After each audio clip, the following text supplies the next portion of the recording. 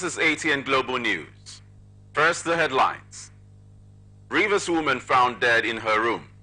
Dismisses suit seeking Silva's exclusion. Tinubu mourns Nigeria's first female major general. Pension funds declined by 45% in dollar terms. Israel agrees pause in fighting. Davido, Burna Boy, Asake bag Grammy nominations.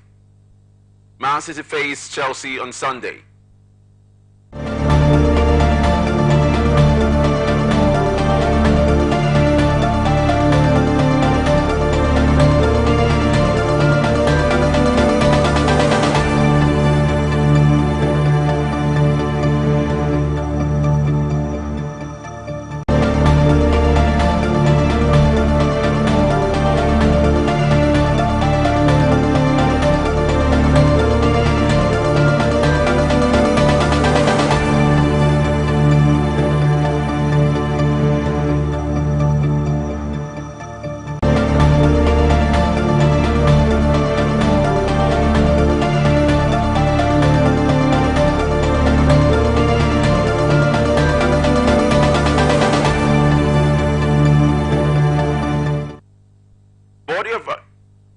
Now to the rest of our stories. Body of another woman has been found in her apartment in Obumbada compound in Rumelogwe in Obiakpo, local government area of Rivers State. A source said the woman identified as Blessing Williams was found dead in her apartment. The source, who pleaded anonymity, said the single mother has been going through hard times. She added that her mother has been given a helping hand to the disease and her son for days, describing her death as shocking. This came after the body of a female student of the University of Port Harcourt was found dead in her apartment in the Alo community in the Query local government area of the state. Also, it came weeks after the decomposing body of a female student of the University of Port Harcourt, Justina Otwene, was found allegedly in her ex-lover's apartment in Ozoba, also in Obiakpo local government area. Efforts to reach the spokesperson for the State Police Command, Grace Iringe Koko, on the latest incident proved abortive as her mobile phone was not connecting. She had also yet to reply to a text message sent to her at the time of filing this report on Friday. Court of Appeal in Abuja has finally cleared the coast for former Minister of Petroleum Resources Timi Silva to participate in the Saturday's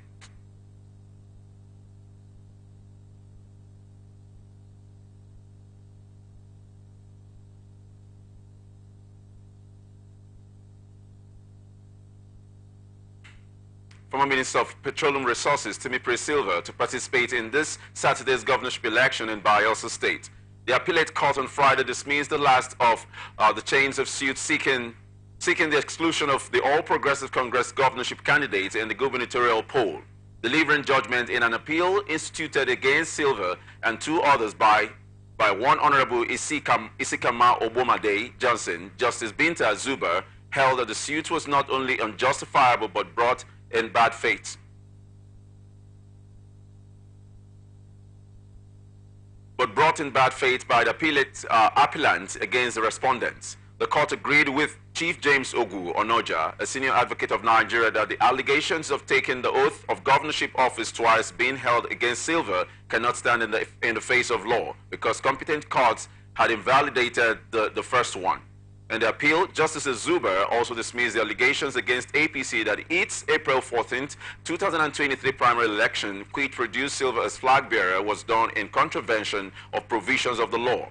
The unanimous judgment agreed with Onoja's arguments that the used by the Independent National Electoral Commission and APC pointed to the fact that all legal steps were taken in the conduct of the primary election.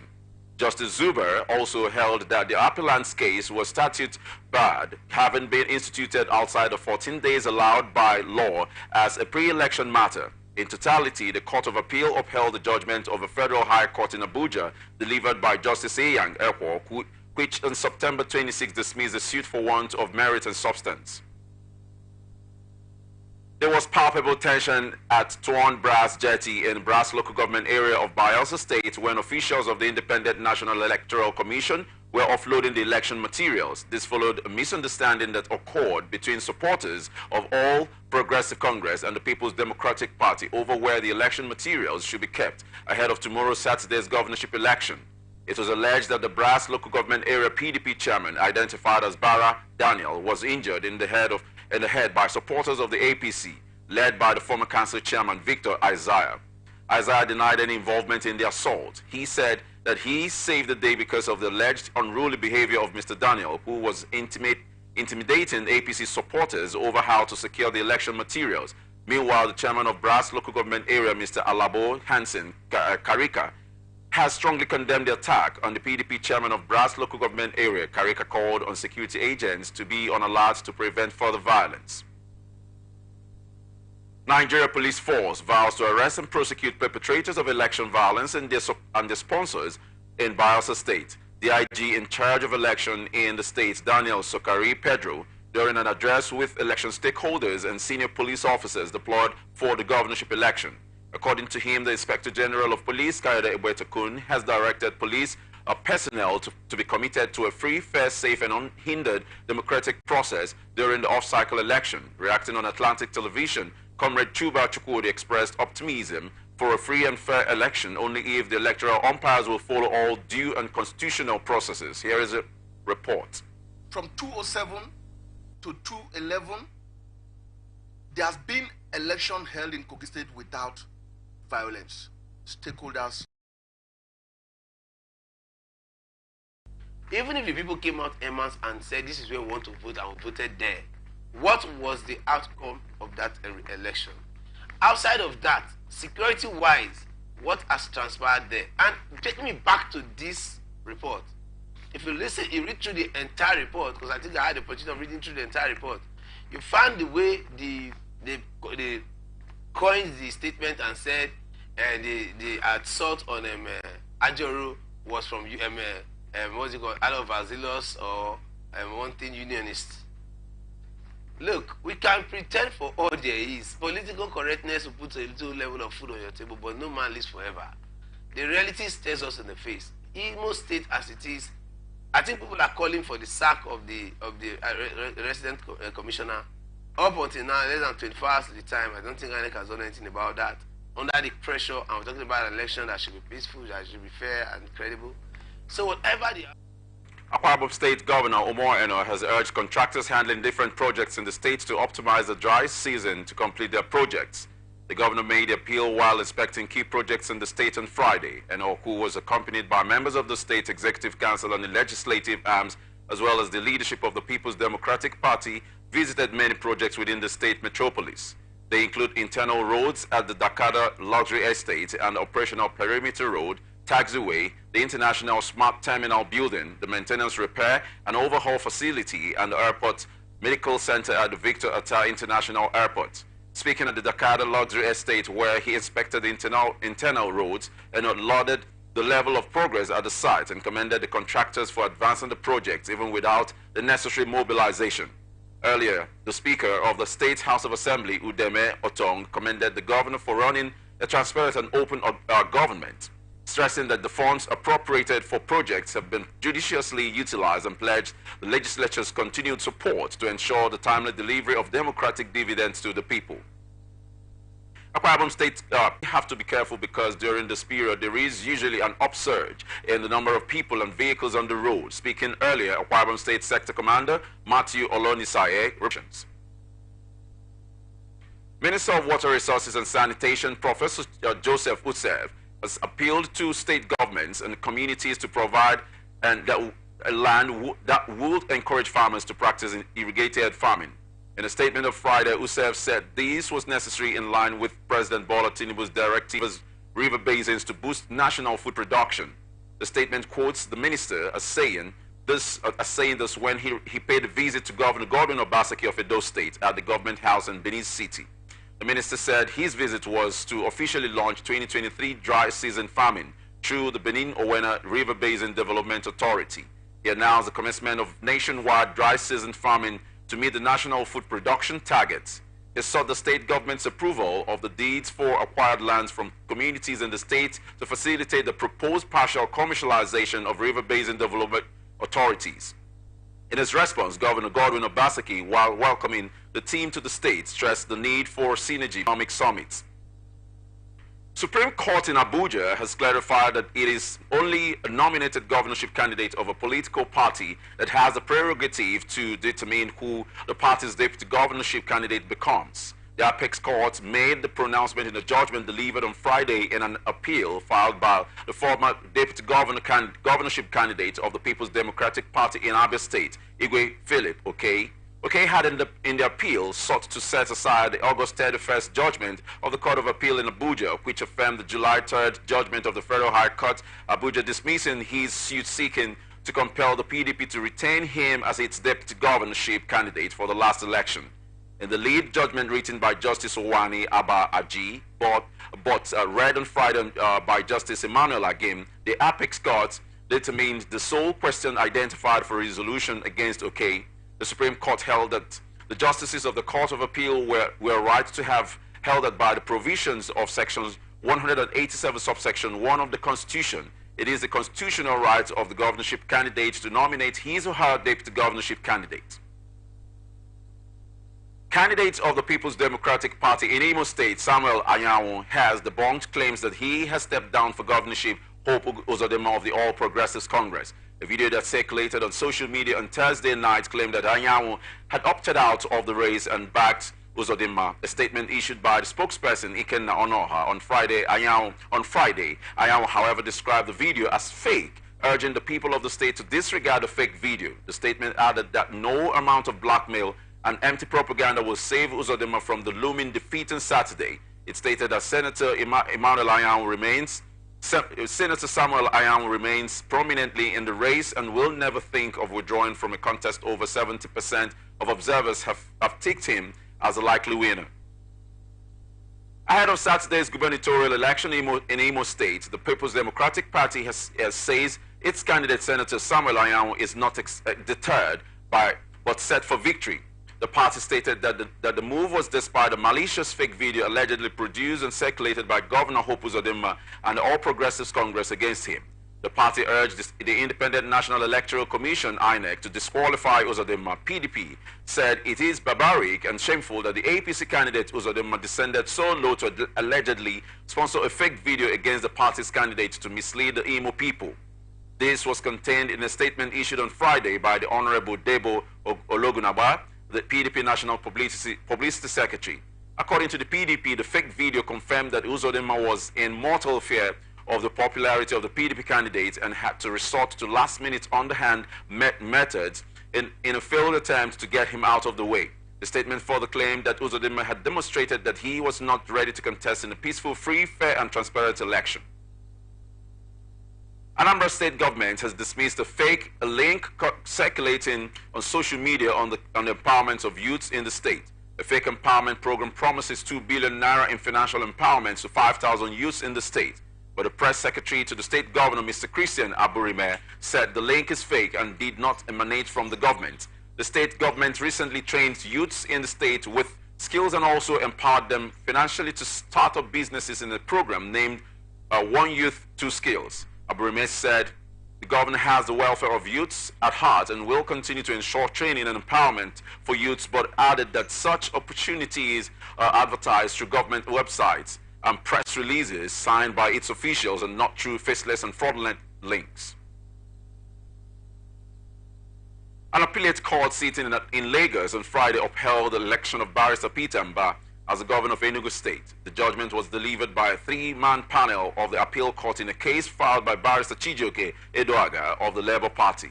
The court affirmed the judgment of Enugu Tribunal delivered on September 9, 2023 by the Honorable Justice K.M. Akano-led tribunal. All the 3 issues which were subject of the appeal were resolved in favor of Mba of the People's Democratic Party. You're watching the Global News on Atlantic Television Network. We will be back after this break.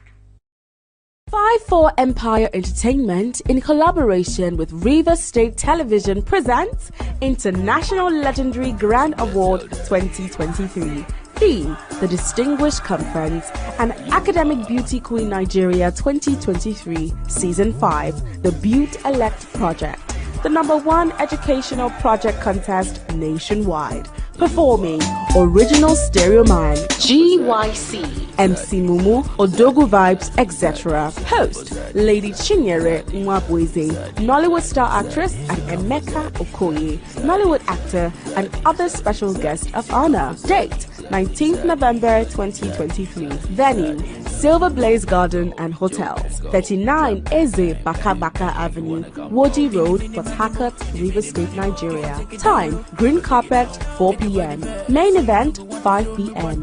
Tickets regular 2,000 naira, VIP 5,000 naira, table for 5 50,000 naira, gold table 300,000 naira, diamond 1 million naira. For more information, partnerships and sponsorships, please call 0813 359 3563 or 0906 047 4445. You can also email us at 54ckempire@gmail.com. Powered by 54 Empire Entertainment, Eloquent Suite, River State Television, Silver Blaze Garden and Hotels, Wish 99.5 FM, Atlantic Television Network, AIT, and 8 Ball Play Lounge, etc.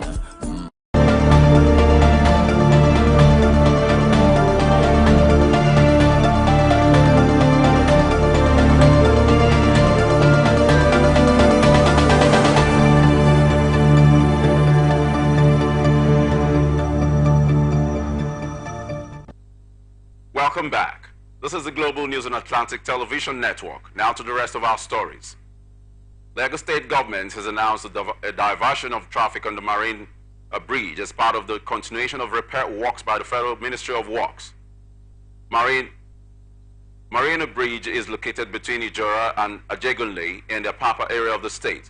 In a statement on Friday, the Commissioner for Transportation, Mr. Oluwaseun Osiyemi, said the traffic diversion will begin the same day and last till Thursday, December 21, 2023. The government provided alternative routes for motorists for the project's duration, urging motorists to ply the Marine Bridge access road to Area B and make a U-turn at Point Junction road towards Marine Bridge to continue the journeys. Osiyemi appealed to motorists for their patience while plying the diversion routes, affirming that the traffic officers from the Lagos State Traffic Management Authority would be deployed to manage traffic flow and minimize inconveniences.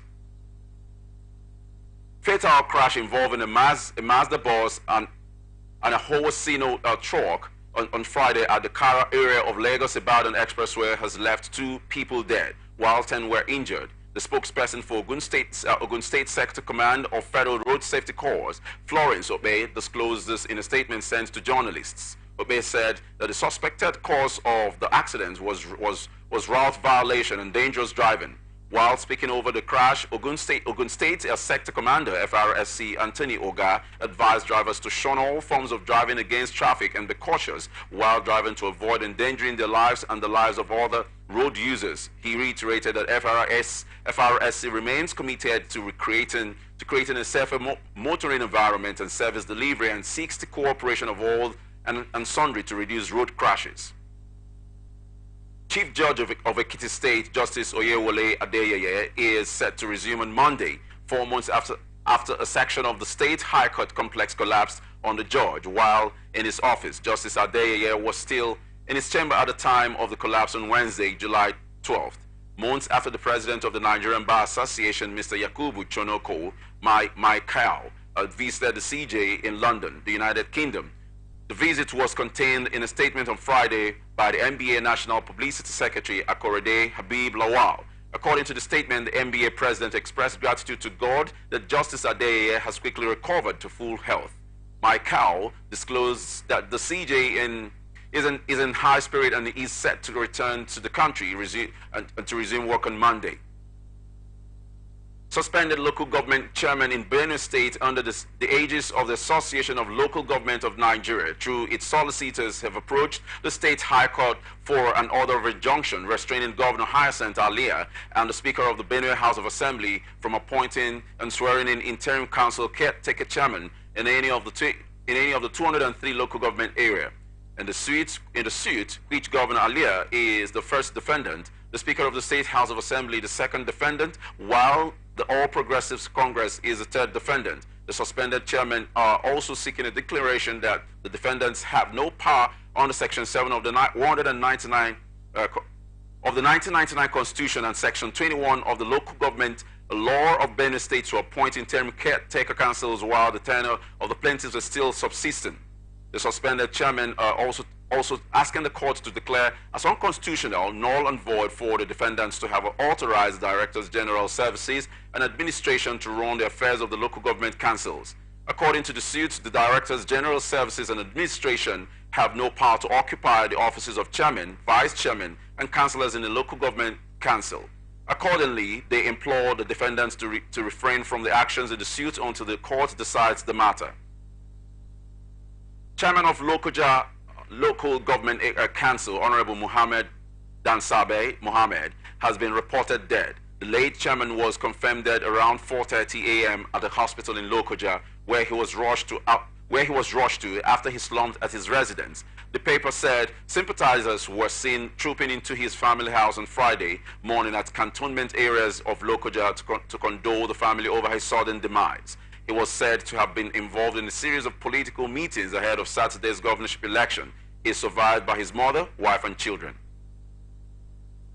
In view of the November 11th governorship election in Kogi State, the Nigeria Police Force has announced the restrictions of vehicular movement from 12 midnight on Friday, 10th November 2023 to 6 p.m. on Saturday, 11th November 2023, respectively. The Kogi State Police Public Relations Officer SP Williams Ovie Aya disclosed this in a statement on Friday. The police also appealed to the general public to take note of the existing order in the state to avoid any inconveniences they might encounter while en route Kogi State. 18 political parties are contesting in the Kogi State governorship election. Also, large security personnel were spotted in strategic areas within Lokoja, the Kogi State capital.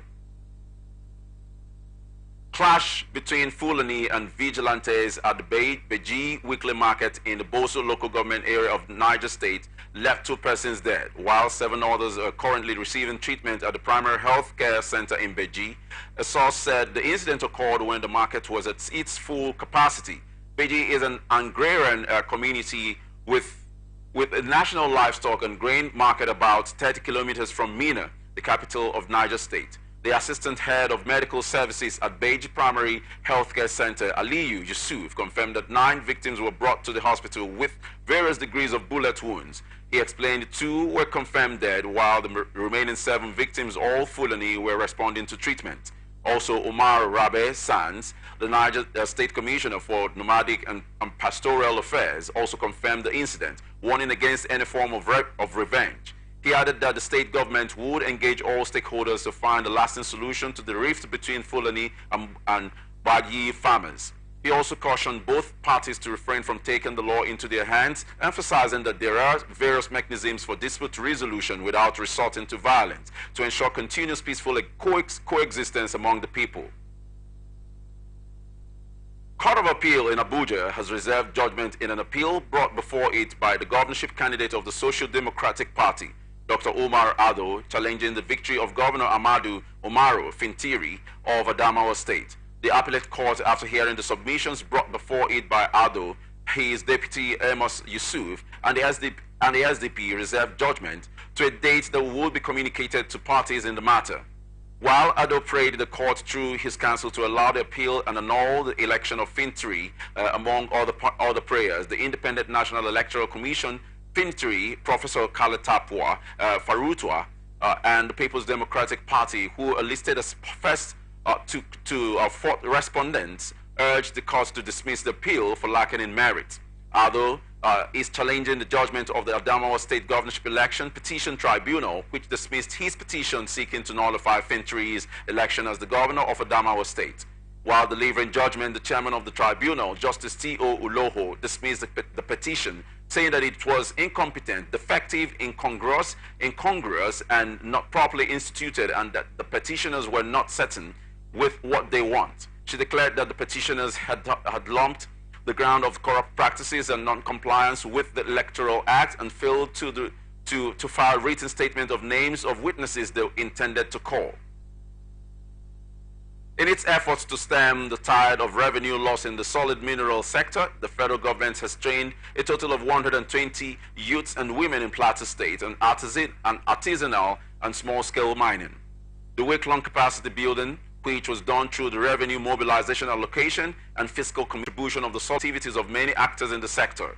Tokumbo noted that over the years, the Commission saddled with the constitutional responsibility to monitor accruals into and disbursement of revenue from the Federation account had observed that revenue accruals into the account from the solid mineral sector had been abysmally low compared to that from hydrocarbon. He also noted that the present situation contradicts what was obtained in the 1970s when the Nigerian economy was sustained by revenue. United Nations Development Program representative in Nigeria, Mohammed Yahya, said the world body would continue to support Nigeria to achieve its development goals. Nigerian Police Forces Taraba State Command has verified the demise of Basi Sadauna, a secondary school teacher who was fatally attacked by students in Jalingo. Confirming the incident, the command's spokesperson Abdullahi Usman said the deceased was a staff of Model Secondary School Jalingo. According to the report, the primary suspect, whom he described as an ex-student of the school, conspired with his friends in the school and stabbed the teacher, who was confirmed dead at the Federal Medical Center, FMC, Jalingo, where he was taken for treatment. Reacting on Atlantic Television Society Watch, a public affairs analyst, Dr. Nweke Emmanuel Onyeka, condemns the act by the students and called on the authority of the government to ensure justice is meted out to the culprits to serve as a deterrent to others. Here is a report. The audience will not say Chuba supported your opinion, say Professor Mahmoud Yakubu prepared more.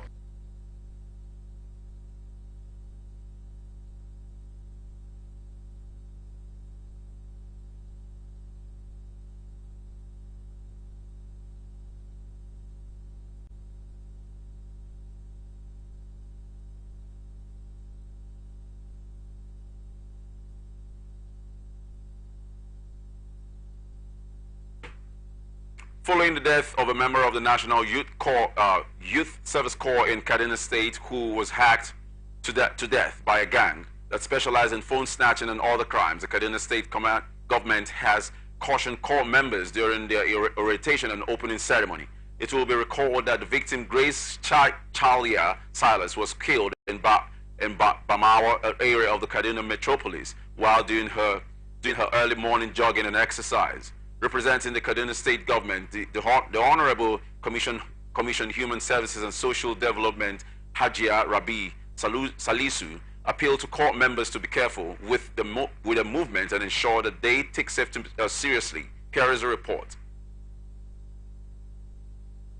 Kaduna State government assured them of their maximum security and safety. Notwithstanding, they should be cautious of their surroundings and they should collaborate with the security agencies in order to have the welfare of themselves.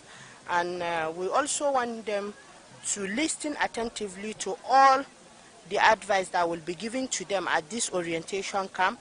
They should be respectful. They should be diligent to their program and their exercise.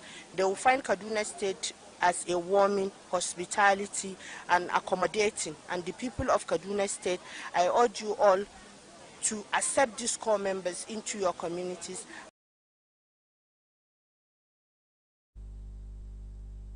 Also speaking, the state coordinator NYSC Kaduna State, Hassan Taurawa, urged the court members to build interpersonal relationships both with their fellow court members and the community they will be posted to. Here is the report. Education course offers you an opportunity to interact with your contemporaries from different cultural backgrounds with a view to building an enduring relationship across ethnic and religious boundaries, thereby promoting national unity and integration.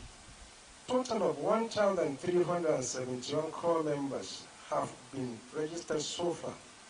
The orientation course is the first of the 4 cardinal programs of the NYSC scheme, and it is the foundation to the success of the next 3 stages of the service year. The course is designed to mold you into highly disciplined and patriotic youth, capable of leading our country to greater heights. Kaduna State government has confirmed plans to resettle internally displaced persons in southern Kaduna back to their communities. The Kaduna State Governor, Senator Obar Sani, made this known at the Security Council meeting. He assured the residents of the state of his administration readiness to ensure peace and unity in the restore in so that all and sundry can carry out their legitimate activities without fear of harassment. Here is a report. Success from the briefings we received, and we will not relent. Like I said, we will continue to fight the insurgents, the bandits, and the criminals within the axis of southern Kaduna, as well as Beningwari axis. I'm happy the GOC 3 division, as well as GOC 1 division, and the Air Force doing the operation Beningwari, as well as the report from the Director DSS, have all shown that we're making progress, and we will continue, like I said, to support them with all their needs in terms of logistics, in terms of technology, because that is the areas they need to be supported. Also speaking after the Security Council meeting, General Officer Commanding 3 Division and his County Commander 1 Division reassures Nigerians of watertight security across the state, especially as the plan to restore displaced persons back to their communities. Here is a report.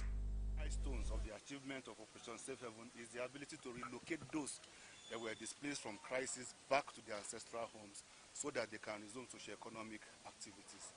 We are planning to do that right now. We are relocating about 15 communities back to their ancestral homes, but they will be needing some logistics which the government will be providing to enable them to settle back and start their normal lives once again. Stakeholders in Kaduna State, essentially for us to strategize on measures to bolster security in Kaduna State.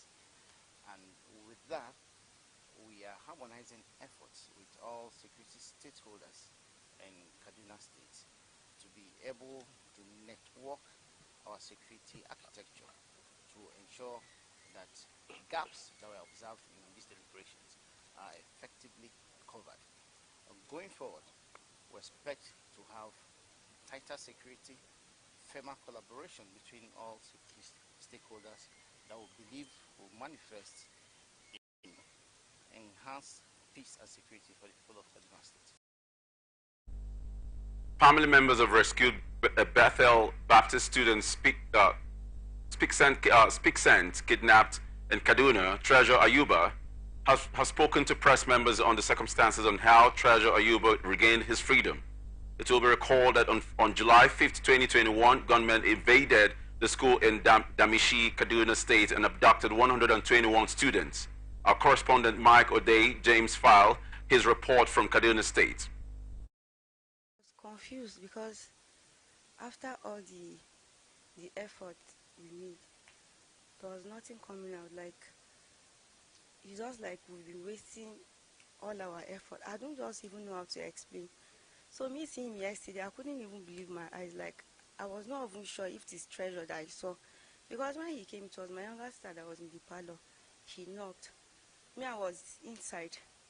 Then she was like, I heard her talking to someone, but I don't really know who she was talking to. Then immediately she now shouts my name, and I came out.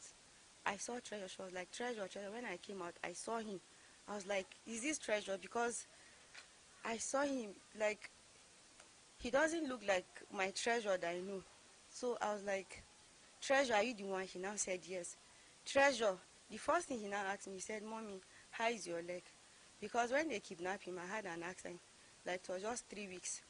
So immediately we heard the news. I have to, like, force myself to walk. And that incident really affected my leg to the extent that if I'm walking, you will notice it, like I'm limping because of the stress and everything. So I have to, like, rush into the bathroom and pour water on my body to be sure. Like, am I dreaming? I was even asking my sister, please, if I'm dreaming, don't even wake me. My mom now said, Treasure, are you the one? Then he now said yes. He now sat down on the floor that he's tired. Then I was like, what happened? Like, a lot of questions I'm asking him, my sister was asking him too, and my mom. the way he was very, very tired. He now told me that he managed to escape. And even when he came out, like, it was early in the morning, like, he tried to, like, hide from the people because there were people in the bush. He were hearing noise, like, he now hide. Then it was early in the morning, he now came out. He saw those hunters that were into the bush. They now asked him that, where is he coming from? He explained everything to them. Then they now asked him that, where is he staying? He now said, Refinery Junction. They now said, you don't know where is Refinery Junction. Then the other, like, between them now, they were talking. Then the other, like, they just helped him. They looked for a car that will bring him back to Kaduna. They now told the driver that he should just try and help him so that he'll be able to trace his house. So normally, before they kidnapped him, I didn't take him to market, like this Sabo market. So it was when he got to Sabo market, he now knew that, like, where he is, the environment he is, he knew that place. That is when he now took Keke down to the house. So, like yesterday, we don't really want to ask him so many questions because he was stressed.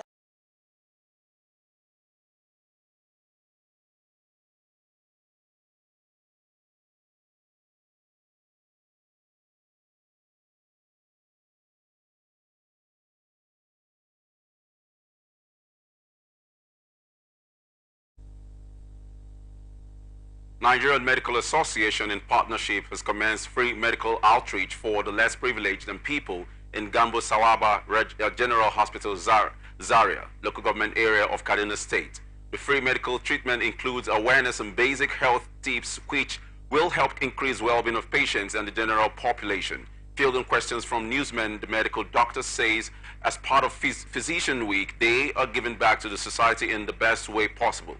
The group says the issue of brain drain is one major challenge they are facing and therefore appeal to government to ensure they put in good remuneration that will help keep doctors here and not want to leave for greener pastures. Here is a report.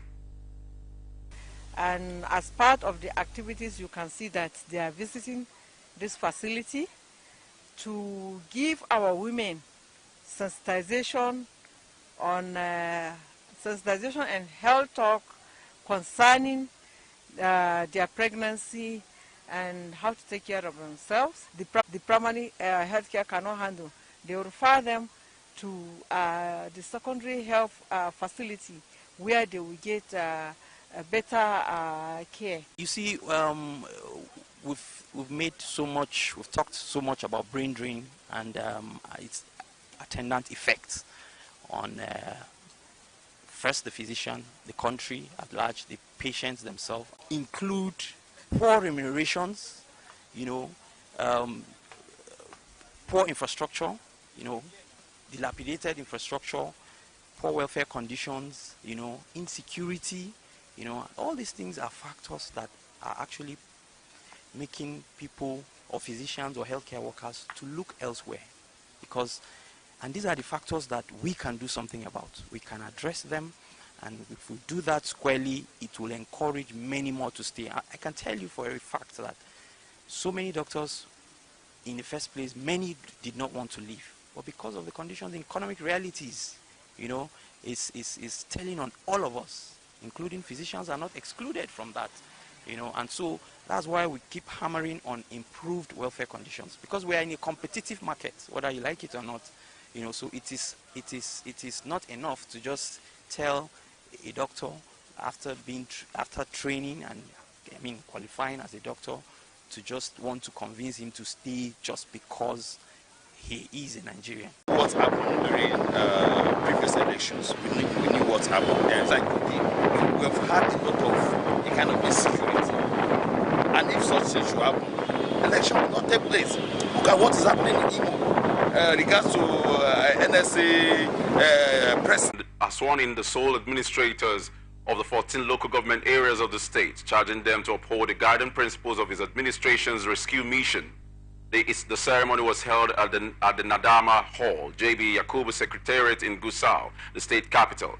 Addressing the newly sworn-in sole administrators, Lawal said that the guiding principles in appointing them are competence, dedication, and experience. He reminded them of his administration's mission to ensure full implementation of policies and programs that will assist the positive transformation of people's well-being, particularly on security and infrastructure development issues. The 14 sole administrators, the governor stated, were entrusted with the responsibility to oversee the affairs of the local government councils for 6 months, pending the completion of all necessary preparations for the local government elections by the State Independent National Electoral Commission. The governor's media aide, Sulaiman Bala Idris, also disclosed this in a statement, saying the sole administrators were tasked with working very hard to justify the enormous confidence reposed on them. You're watching the Global News on Atlantic Television Network. We will be back after this break.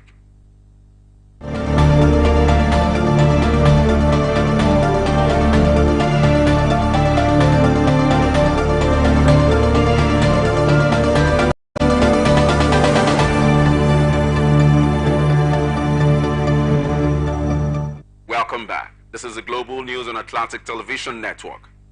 Chairman Police Service Commission Dr. Solomon Arase has advised officials of the commission deployed to monitor the governorship election in Bayelsa, Imo, and Kogi states to be transparent and dedicated to duty. The PSA staff monitors, according to findings, have taken positions at their duty posts in the 9 senatorial districts of the 3 states of Kogi, Imo, and Bayelsa, where the off-cycle governorship elections will be holding tomorrow, Saturday, 11th November 2023. The Commission has also released dedicated telephone lines where Nigerians are expected to call to complain of any police misconduct or commend police exemplary conduct.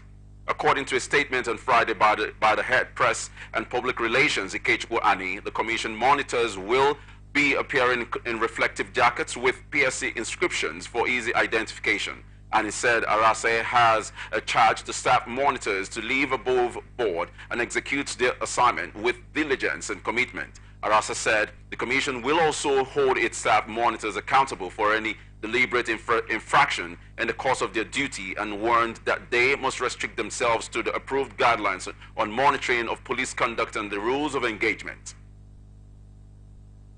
Former President Goodluck Jonathan has spoken ahead of the Saturday's governorship election in Bayelsa, Imo, and Kogi states. Off-cycle governorship elections will go on simultaneously in the 3 states on Saturday, November 11, 2023. Jonathan, in a statement, he personally signed and made available on X, urged all electorates and politicians to avoid violence and conduct themselves in a peaceful and lawful manner. He urged citizens to refrain from all activities that will jeopardize the collective peace and stability of the state and the country. The former president reiterated that nobody's ambition is worth the blood of any citizen.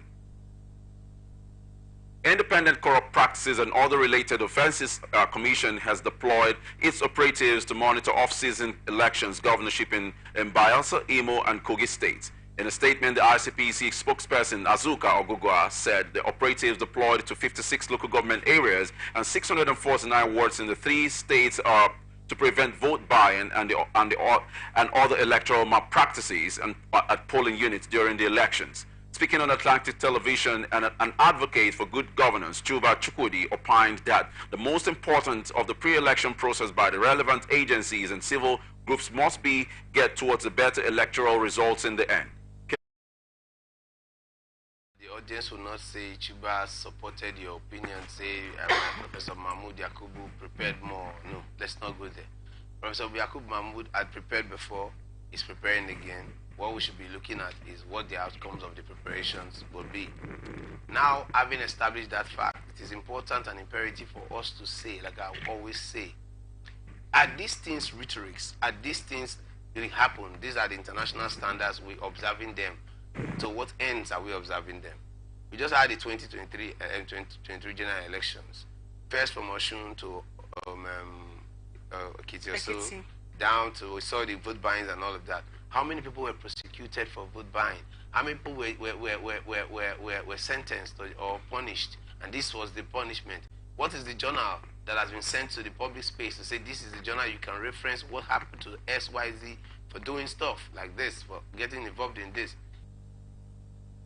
He added that until adequate penalties are meted out to individuals or groups involved in electoral vices across the states, all preparations towards the November 11 elections will end up to no positive results. Here is a report. The threat will always remain careless statements. I, Chiba, will never be involved in all of such, and we must understand that if I, Chiba, is not involved in all of such, and the only I and Mighty are involved in all of such, and they cannot be embarrassed, they cannot be punished, they cannot be called to question, then we must possibly be wasting our time in an electoral process just in the name of let it be that we conducted an election. Because if all this, because whether I like it or not, monies are going to be expended for this. And if monies are going to be expended for this reason, and at the end of the day, nobody is caught, even when votes are going to be bought, and possibly all of that transpires, and nobody is caught, nobody is prosecuted, man, come on. I think it's just another waste of process, and I don't think it's what the Nigerian people want to keep. All right. President Bola Tinubu has described the death of Nigeria's first female Major General, Aderonke Kale, as a painful loss to the country. Kale, also the first female commander of the Nigerian Army Medical Corps, died at the age of 84. Tinubu, in a condolence statement signed by his special advisor, Media and Publicity, Ajuri Ngalale, also sympathized with the Kale family, the Nigerian Army, and the Society of Medical Practitioners in Nigeria on the passing away of one of their own. Tinubu stated that as a pioneer in her field, the late Major General embodied the courage, professionalism, capacity, and resilience of the Nigerian woman. The president prayed for the repose of the soul of the late officer and encouraged her beloved family to take solace in the peerless legacy she left behind. President Bola Tinubu has assured potential investors that their investments are safe in Nigeria. President Tinubu, while speaking at the Saudi Africa Summit in Riyadh, Saudi Arabia, said Nigeria is ready for business while assuring investors of some of the world's highest returns on investment. The president said Nigeria is desirous of enhancing collaboration with the Kingdom of Saudi Arabia on combating terrorist organizations such as Boko Haram and other violent extremist groups which have been terrorizing the Lake Chad and Sahel regions. Tinubu, in a statement by his special advisor on media and publicity, Chief Ajuri Ngalale, was quoted as saying, Nigeria and Saudi Arabia have always enjoyed a special relationship at both the bilateral and multilateral levels. On the situation in the Middle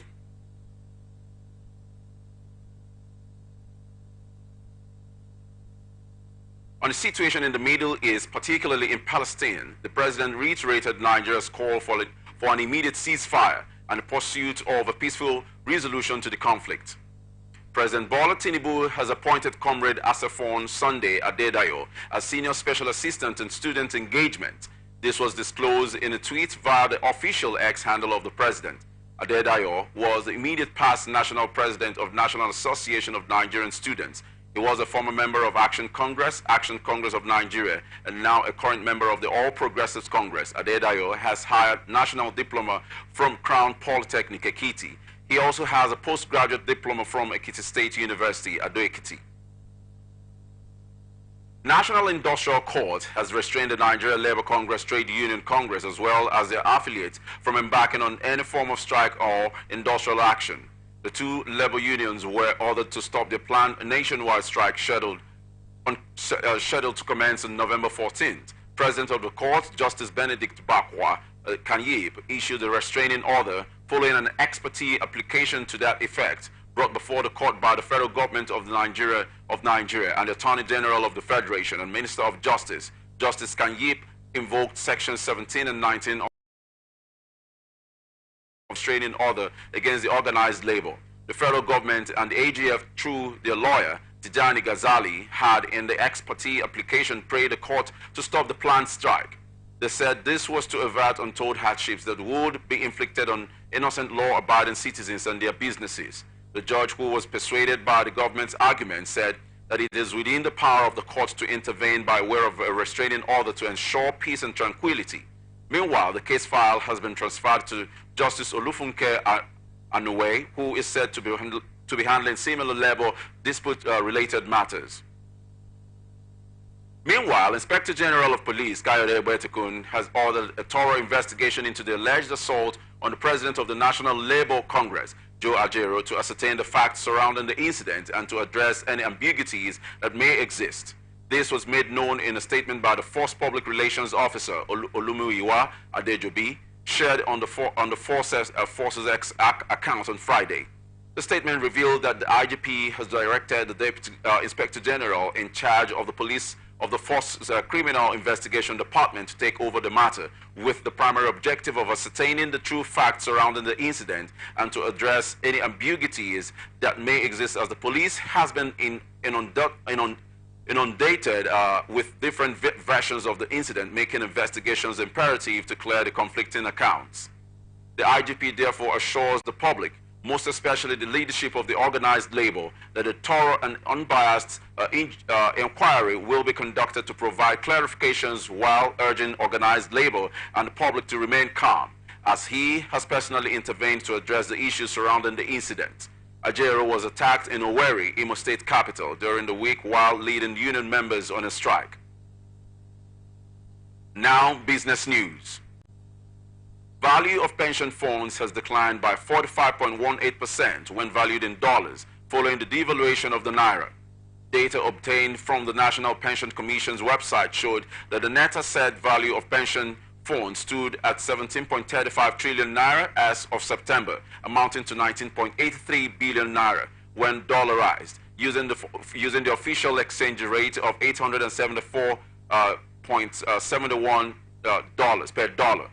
However, before the devaluation of the naira in mid-June, when the Central Bank of Nigeria tried to unify the country exchange rates, the pension funds were valued at 16.76 trillion naira in June and worth $36.17 billion in dollar terms, using the exchange of 463.38 per dollar on June 9th.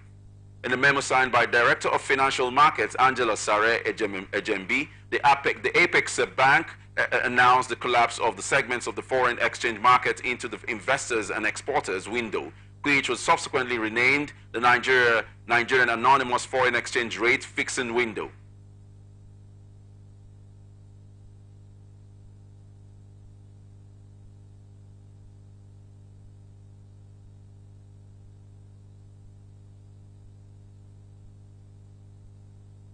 Ministry of Communication, Innovation and Digital Economic Development partners with Nigerian communication satellites to leverage digital technology for national economic development. During the stakeholders meeting in Abuja, the Honorable Minister of Communication, Innovation and Digital Economic Development, Dr. Mosun Tijani, represented by Osibo Imosike, said the organization is a Nigerian-owned company with upgraded broadband and broadcasting capacity, and reiterated its significance in Nigeria's economy. Here is a report. The blueprint of our distinguished professional and the Honorable Minister of Communication, Innovation and Digital Economy, Dr. Bosun Tijani, is driving our collective vision for sustainability and the renewed hope for better Nigeria. This is very much on course with your support. The Nigeria of our dream is achievable, and we have started doing the work already. Night concert is ours together as Nigerian, and we must grow our own and make the best out of it. Thank you. Night concert has new drive with its upgraded broadband and broadcasting capacity platform for Nigerians to utilize.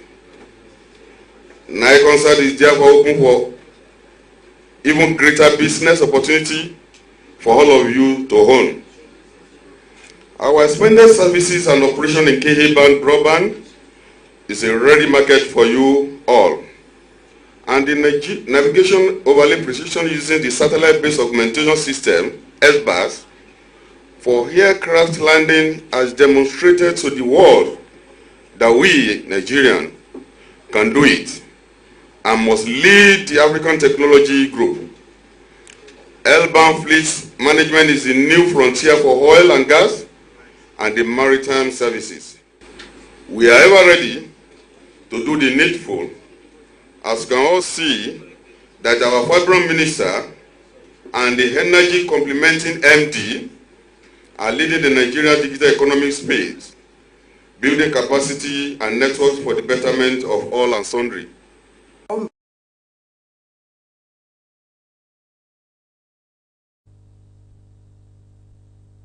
Other speakers at the meeting includes Director General, Nigeria Television Authority, Salihu Abdul Hamed, represented by Engineer E.J. Osage, and Executive Director, Nigo Smart, Dr. Najim Salam. Here is a report. On behalf of the DG and management of NTA, I want to congratulate the newly appointed MD of the National Staff. We say a big congratulations to you, Madam, for the appointment. And we wish to express our delight and pleasure, and the pleasure to be invited here to be a partaker in this stakeholders breakfast meeting. NTA has a lot to do with national sites. Our business is a large one. NTA is a broadcasting organization, as you all know, and we have not less than 130 stations all over the country. And most of the stations depend on the national site for their operations.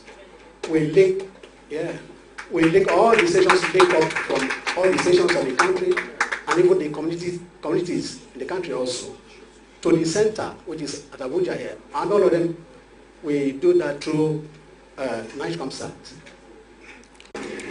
If there's anything you have to remember after today, is the fact that NICOMSAT said that they are open for business. That's the tagline.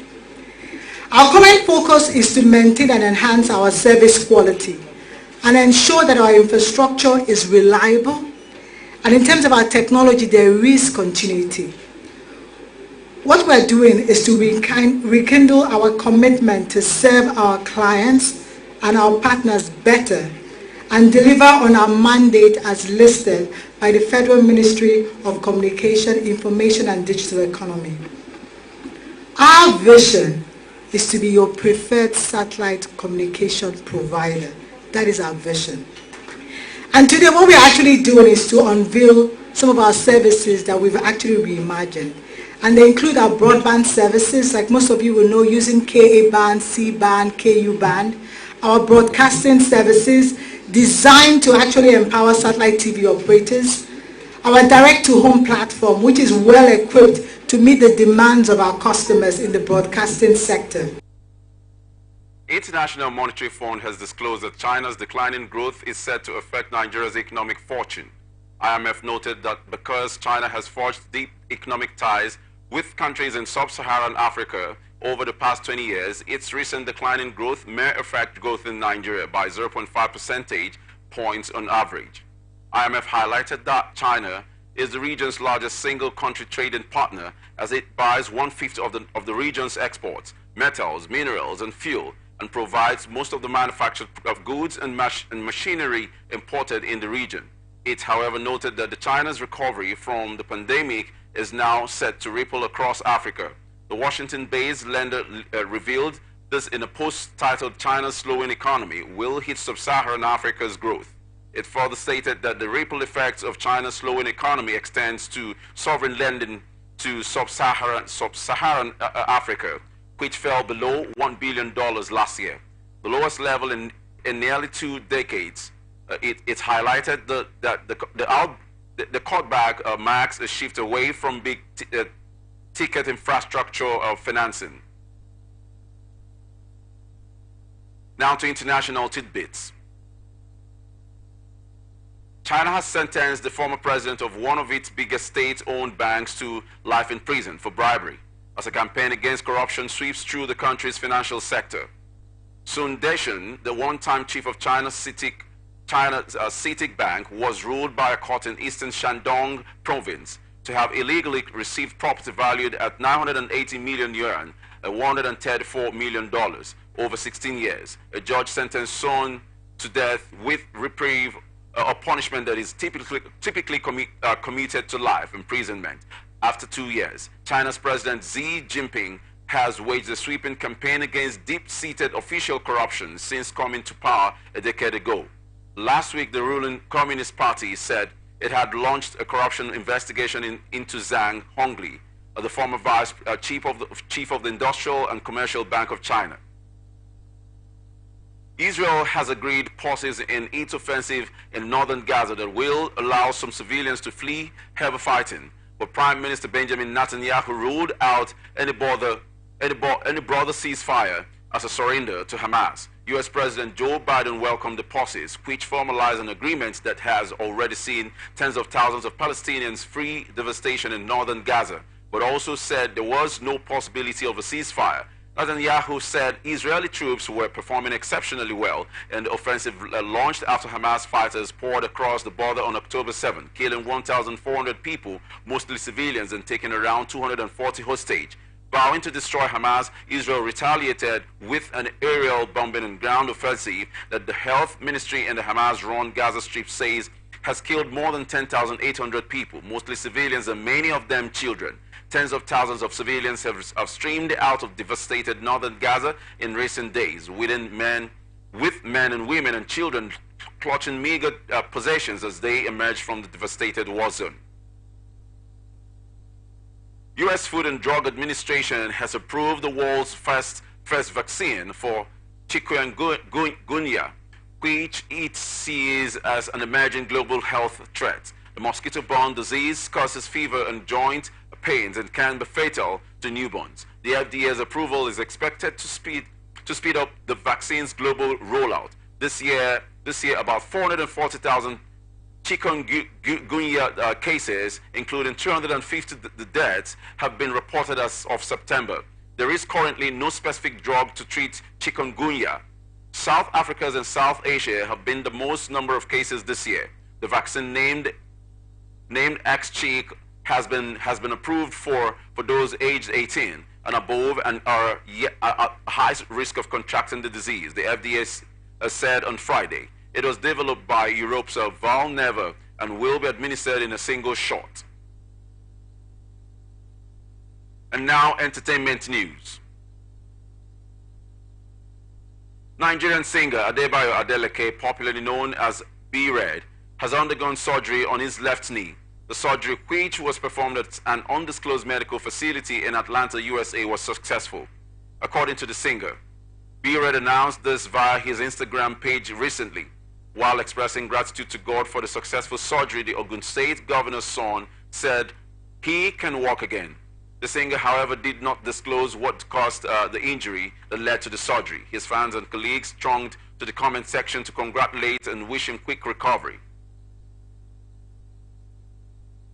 Nigerian artists Davido, Burna Boy, Ayra Star, Asake, and Olamide have all been nominated for the 66th Grammy Awards. Grammy-winning star Burna Boy bagged a total of 4 nominations for the 2024 event, while Davido, Asake, Ayra Star, and Olamide were nominated for the first time. Davido bagged 3 nominations, while the other got 1 each. The Nigerian quintet were all nominated in the Maiden Best African Music Performance category alongside South Africa's Tila, Asake, and Olamide's Ampiano, Burna Boy's CT Boys, Ayra Star's Rush, Davido and Musa Keys, Unavailable, and Tyler's Water were the nominees in the newly created category.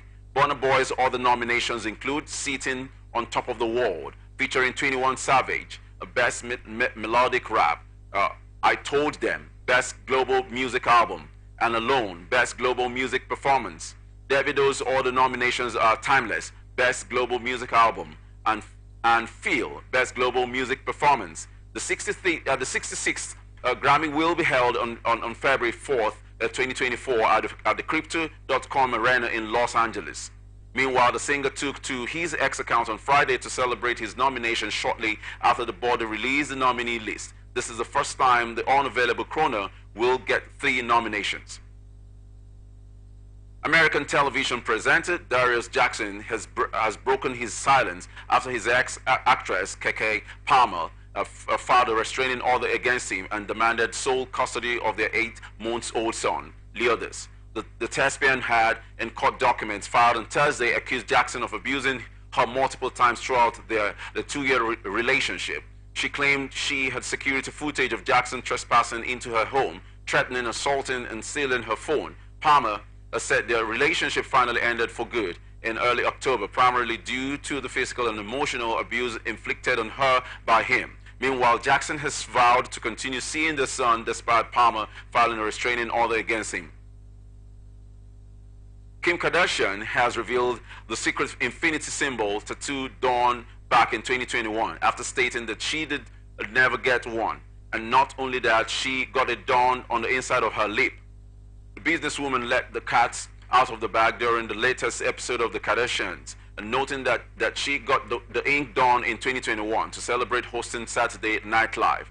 When discussing with her hairstylist Chris Appleton, Kim suggested getting matching tattoos, adding that she wouldn't be getting one. Appleton responded by advising her to get one in a hidden spot like her toes, which she refused, before remembering that she already had one inside her lip. Going on, she stated that she had it so well hidden that sometimes she forgets that she has a tattoo until she's flossing.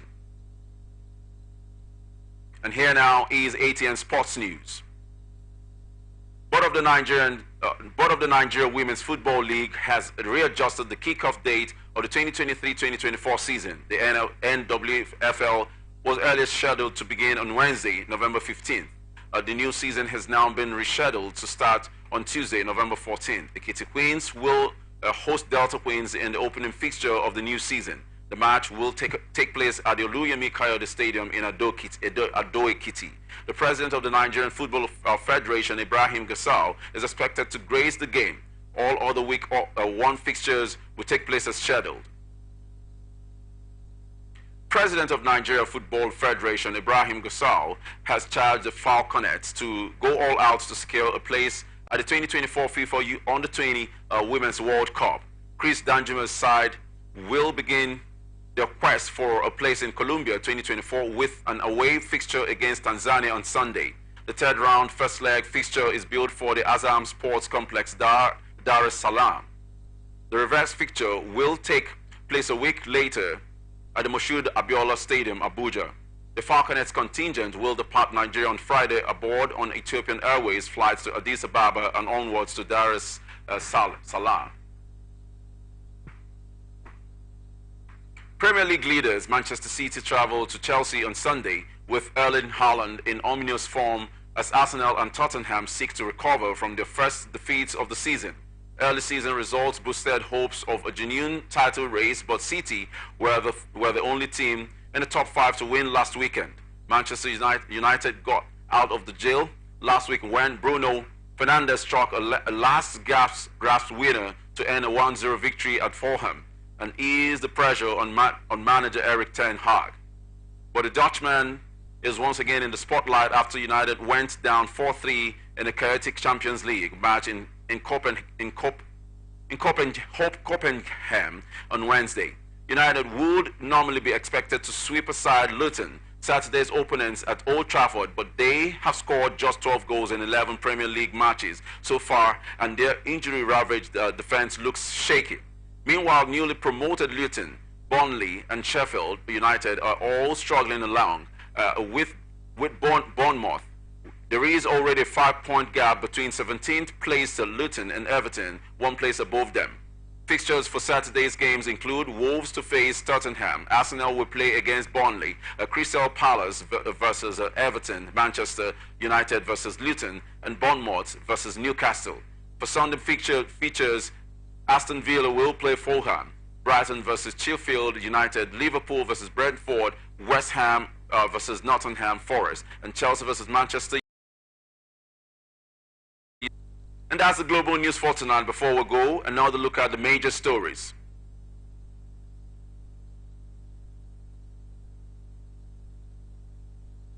Rivers woman found dead in her room.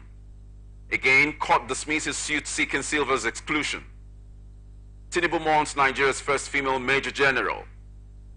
Pension funds declined by 45% in dollar terms. Israel agrees pause in fighting. Davido, Burna Boy, Asake back Grammy nominations. Man City face Chelsea on Sunday. I am Basila Chadamba. Thank you for watching. You can follow us on our social media platforms. Twitter at Atlantic TV Net, Facebook and YouTube at Atlantic Television Network, Instagram at Atlantic TV Network.